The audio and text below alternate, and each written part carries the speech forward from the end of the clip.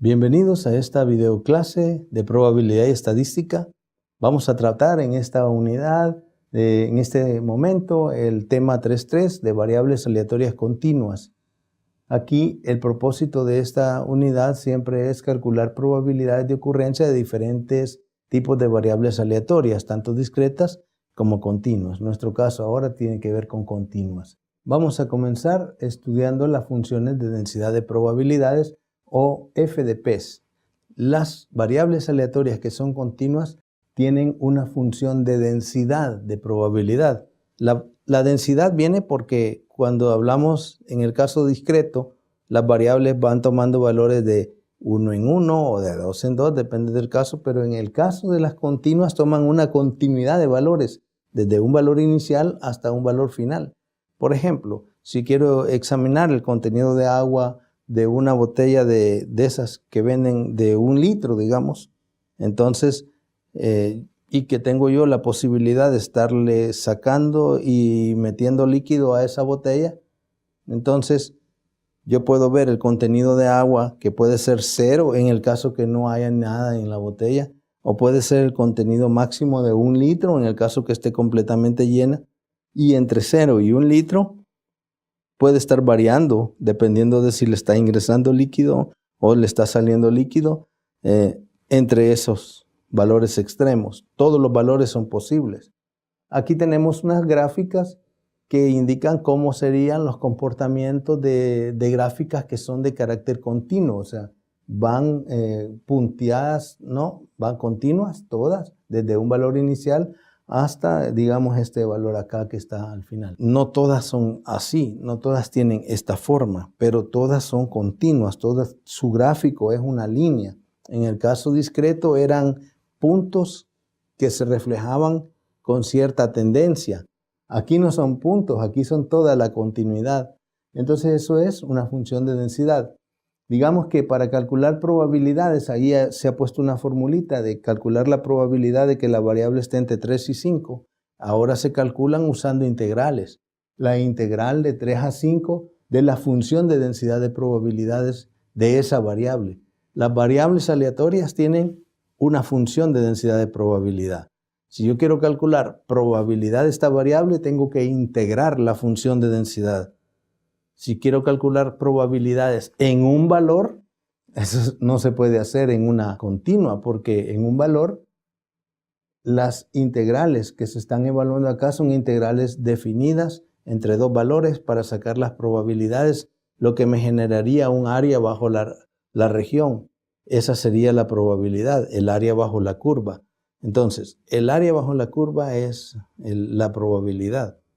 Pero si solo tengo un valor, entonces ya no hay área, porque se reduce el área, se va haciendo más chiquita y cuando cae sobre un extremo y el otro, y eso calculo, no hay área debajo de eso en la curva, por eso es que no se puede evaluar. No es que, digamos, no exista, sino que no tiene sentido. Y lo otro es, digamos, que se calculan a través de integrales, ¿verdad? En este caso ya tenemos que saber integrar las variables para que podamos encontrar las probabilidades. Asociada también a las variables existen las funciones de densidad, las funciones de distribución acumulativa. Entonces, la variable tiene su función de densidad de probabilidades y tiene también su función de distribución acumulativa. La función de distribución acumulativa usa la función de densidad de probabilidad de la siguiente manera. La probabilidad de que X sea menor que A, ahí está acumulando todo lo que hay hasta A. Esa distribución se calcula haciendo la integral desde menos infinito hasta A de la función. Claro, no todas las variables tienen valores desde menos infinito. A lo mejor está definida a partir de 0, como se veía en las gráficas anteriores. Abajo de 0 no tiene valor, entonces se asume que es 0. Y desde 0 en adelante toma valores. Ahí es donde hay variabilidad, hay cambio. Pero abajo de 0 no. Entonces eso se puede reflejar, ¿verdad? En las gráficas. Y aquí podemos tener gráficas de diferente tipo. Aquí, por ejemplo, aquí tenemos varias que son acumuladas. ¿Cómo sé yo que son acumuladas? El límite superior siempre llega a 1 y no pasan de 1. todas las gráficas acumuladas, su límite superior sigue siendo 1. O sea, puede verse ahí que es 1, 1, 1 allá en la otra, y no pasan de 1. ¿Y por qué no pasan de 1? Porque la probabilidad acumulada, cuando se van sumando las probabilidades o acumulando las probabilidades, lo máximo que puede acumular es hasta 1. Entonces ahí tenemos. Vamos a ver algunos tipos de distribuciones específicas. La primera es la uniforme. Su función de densidad es la F, que está dada allá. Y la función de distribución acumulativa es la F mayúscula. Eso las identifica. La variable se llama uniforme y está uniformemente distribuida entre dos valores, A y B, lo que significa que cualquier valor entre A y B puede ocurrir. El mínimo es A, el máximo es B, y cualquier valor intermedio está ahí, pero tiene otra característica, que entre A y B el valor es constante, es el mismo valor. Para todos los valores intermedios su imagen es la misma, 1 sobre B menos A. Eso es lo que la hace uniforme. Y la gráfica de la uniforme cuando se trabaja la acumulada es esta.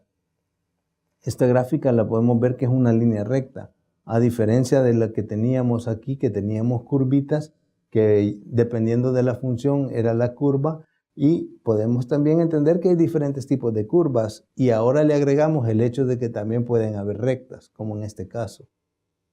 Y también tenemos el valor de la esperanza y el valor de la varianza de este tipo de variable. Entonces, ahí estamos tranquilos, y lo más importante es que no lo vamos a hacer a pie, sino que lo vamos a hacer utilizando R para hacer los cálculos.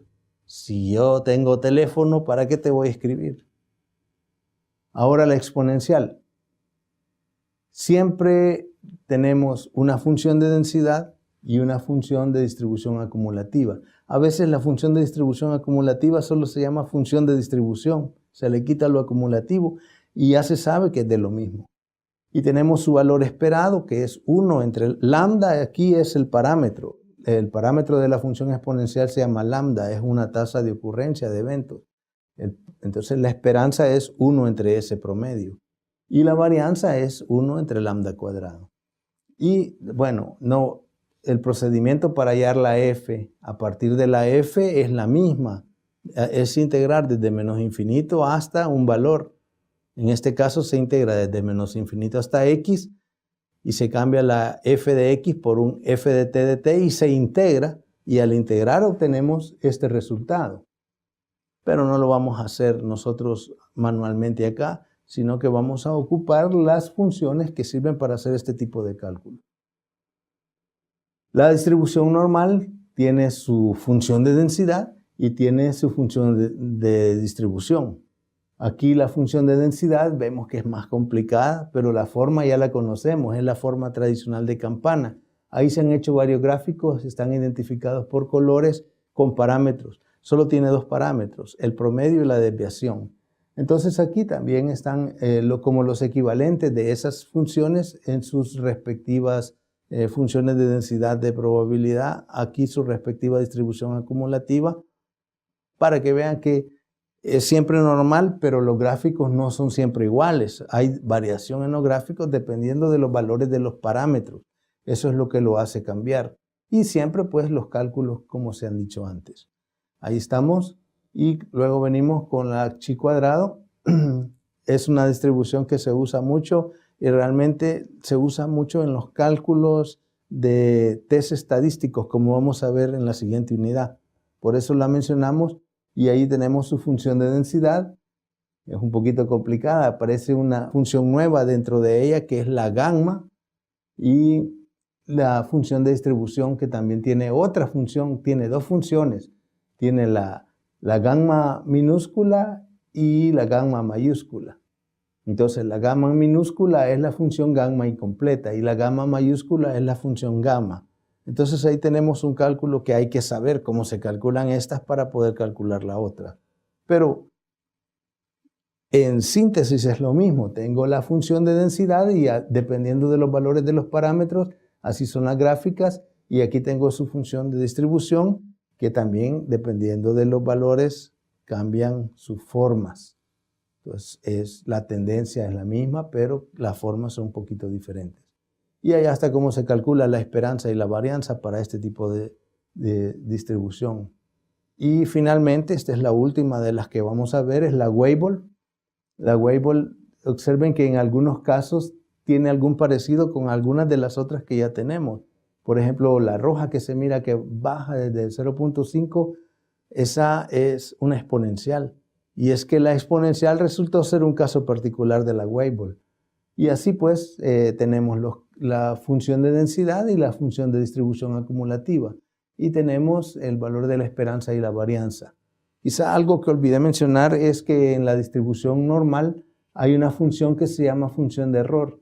La función de error se usa para el cálculo aquí de la acumulada. Pero eso es una función sencilla, aunque es fácil de ver aquí, la integral resulta ser un poco complicada si la hago a pie. Esto está tabulado, entonces las tablas de la distribución normal se encuentran en tablas en muchos de los libros de estadística. Nosotros, como no necesitamos tablas, sino que vamos a usar el sistema R, entonces todo esto está superado y ya está programado. ¿Qué más? Nada más darles las gracias y pues siempre compartirles una reflexión al final.